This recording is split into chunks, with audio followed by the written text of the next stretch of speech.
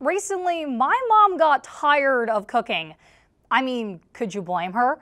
Imagine working a 9 to 7 job and the first thing you come home to is a half-filled refrigerator and 3 hungry mouths to feed. Yeah, I'm sorry for all you traditionalists out there, but the era of cooking mama is kind of over. But I digress. One day, I'm coming home and I'm met with this giant brown cardboard box of death. My mom explains to me that from now on, we'll be eating freshly, a home meal package plan. And at first, we were ecstatic. Mom didn't have to cook anymore. Dad didn't have to feel bad about not cooking in mom's place.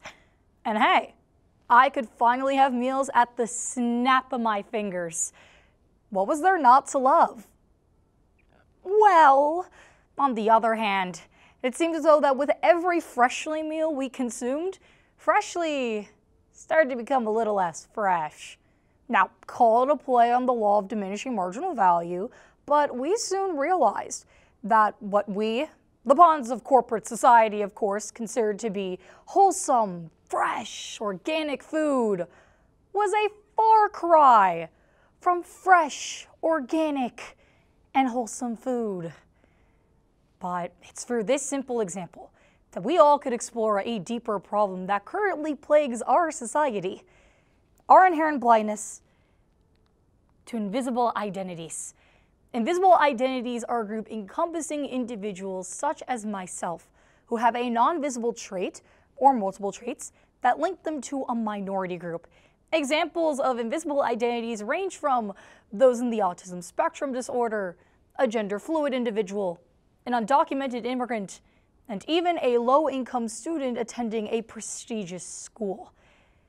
The 2018 Journal of Social Issues explains how over the time, past research has shown that discrimination results from the use of stereotypes to a certain people who are groups of different people. They go on to explain that over time, we use stereotype uses to associate certain traits with different people and create efficient impressions without much deliberation. As a result, stereotype usage gets integrated into our general cognition, and as a result, it occurs more fluidly and automatically. But let me ask a quick question. What happens when we use this stereotyping when it comes to determining who has a disability or who qualifies to be called a minority? Tonight, I want to address this issue and learn how to take steps in order to increase awareness for future experiences. But before we begin, I want to play a little game. I call it the privilege game. On the screen, you'll mentally check off the traits that you pass as, meaning you don't need to actually have the trait, you just need to look and act as though you do. I'll give you all a couple seconds. All good? Awesome. So now I just want you to guesstimate the amount of points you have in your head and then repeat the process, but this time with the traits you actually have. If done correctly, you'll notice that your first and second times don't quite match up. Which one having more points than the other is not the point. The point is that what we pass as isn't a fair indication of who we are. And it's through this concept that we can delve into a bigger idea, the difference between our visible identities and our full identities. In this image, we see a simplified version of what makes up a person: age, gender, religion, socioeconomic status, race, and sexual orientation. All the fun stuff. These traits compose our visible identities. It doesn't matter if 1, 2, or even 3 are inaccurately assumed. All that matters is that it looks and makes sense to those around us.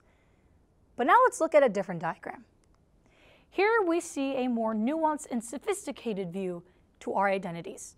The outer layer represents the traits that people can just generally assume upon seeing us, whereas the inner layers represent the traits that make up our core. But now that we've addressed this pertaining issue, let's move on to something else. Tribalism. Yale law professor Amy Chua explains in her recent book, Political Tribes, how tribalism is the idea of branching off into different identity groups based on whether or not we pledge allegiance to them. She argues that basing our allegiance on whether or not someone shares similar identity traits to us creates a toxic paradigm and ends up becoming exclusionary and leads to generalization amongst individuals. Essentially, at its core, tribalism is the idea that we can only associate or sympathize with those that are part of the groups or look as though they're part of the groups that we identify with. Everyone else is considered the enemy. The reason why I bring up tribalism and visible identities is because the two go hand in hand.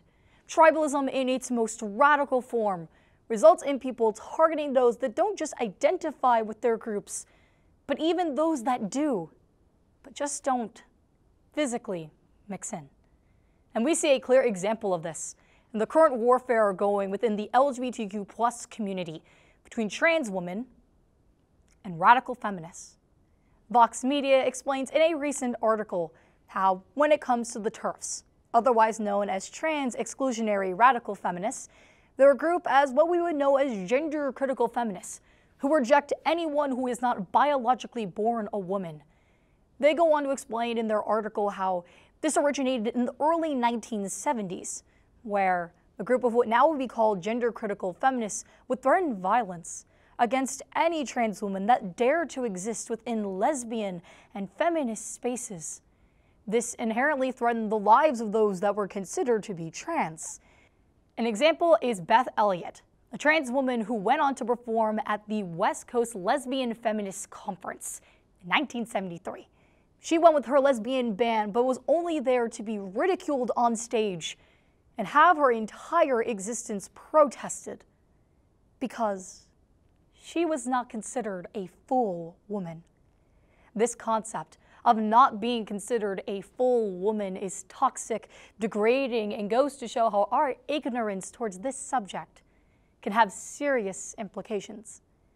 But now that we've broken down the core differences, let's dive into some real-world applications. Now you're probably wondering, why did I choose this topic for a TED Talk? How could someone come across such an intricate and, well, unheard of issue? Well, as I mentioned earlier, I chose it because this topic directly impacts me. I don't know if you all know this, but remember that game we played? It was all your first times, but for me, it was probably my sixth. Whether it be filling out my profile information on the SAT, or being at the doctor's office, and being told by my mother not to put down certain checkboxes that applied to me because she didn't visibly think I would identify.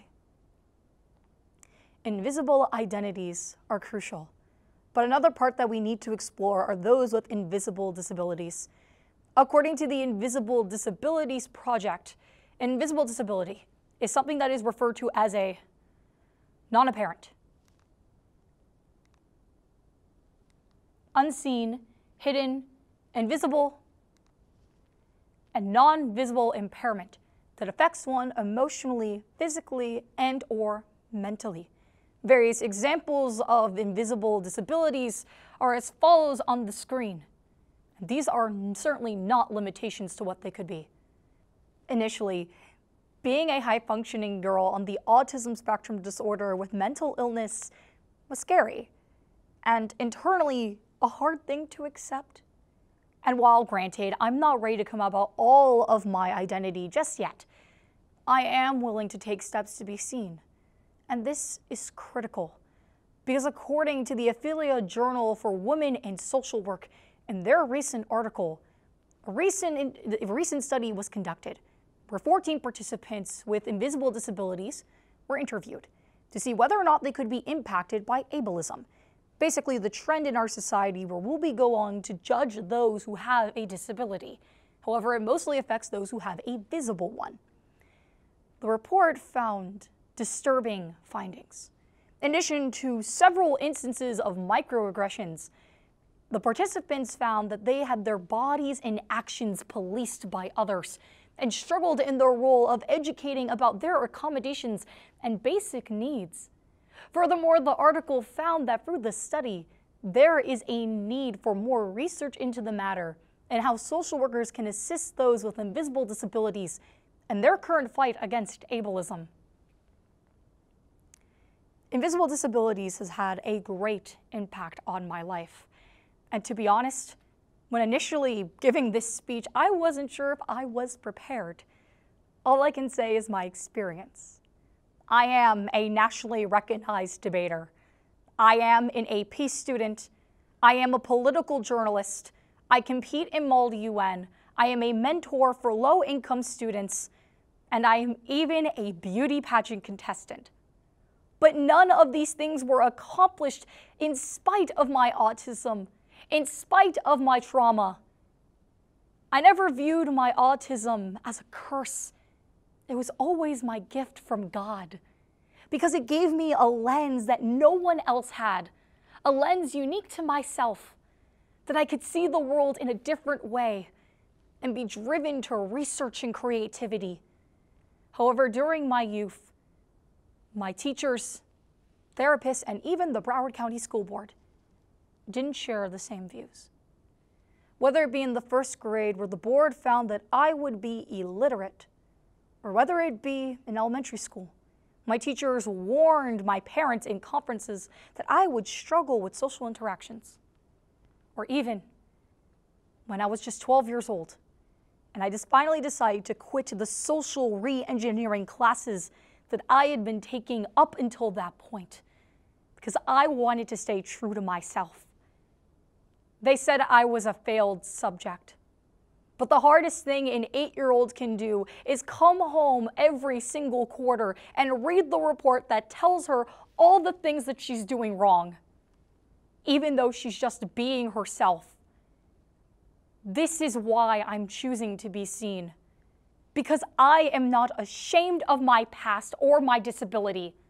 It is a part of me. So, how do we be seen?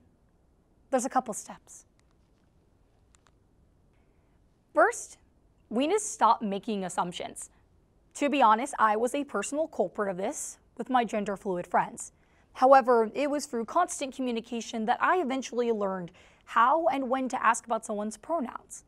So, instead of assuming something about someone's identity, go up to them and politely ask if they would feel comfortable sharing. This inherently creates awareness and leads to the second step that we can take. Inform, educate, and advocate. In order to be an ally, we need to be aware ourselves of what's going on, and as a result, take our new knowledge and spread it all around us, whether it be social media or our local communities, or hey, even a TED Talk. Spreading the information is the most critical thing that we can do. Before finally, we need to be there for people. Being there for someone is the most powerful thing you can do, especially if they have an invisible identity, because it tells them that you see the person as an individual, rather than the outward facade they have to present every single day. To be honest, I wouldn't be here today had it not been for the several people that were there for me when I needed it most, whether it be in times of distress or simply just coping. It was through a mentor recently this year that I learned vulnerability, a dirty word in my book, actually isn't a sign of weakness. It is natural. This mentor taught me that vulnerability is one of the best things a person can have because it sets us on the path to healing, regardless of how long that process takes. Breakthroughs are essential, and I'm glad that public speaking and writing have given me the opportunity to truly explore myself and communicate my ideas. So let this speech not be a conclusion, but a stepping stone. Because in order to enter the realm of visibility, then you need to see me, not through me. Thank you.